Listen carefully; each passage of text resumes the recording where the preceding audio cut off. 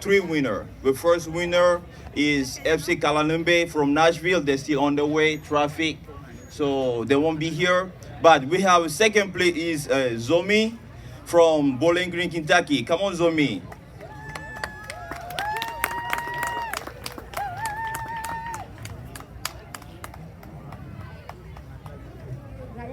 And third place, we have Refuge Bowling Green, our team. Come on.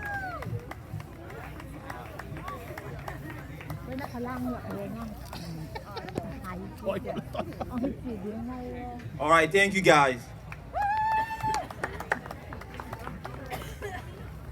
So that was great. We love to partner with other organizations that want to celebrate culture and diversity. We thank Refuge Bowling Green for hosting this international soccer tournament that was held this past September 7th and 8th at Preston Miller Soccer Fields. They did have 5 teams complete from Louisville, Lexington, and Bowling Green.